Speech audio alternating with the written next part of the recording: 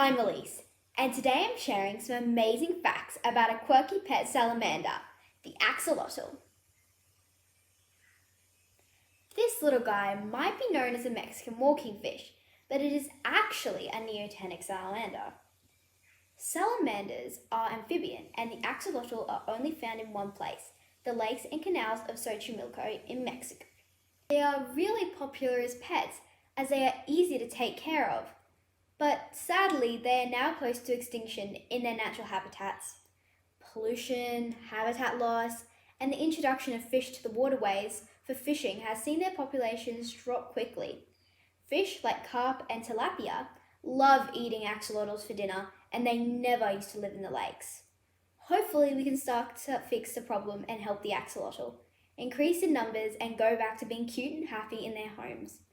If you're interested in learning more about axolotl, don't forget to download the fact sheet and subscribe for more ocean animal videos.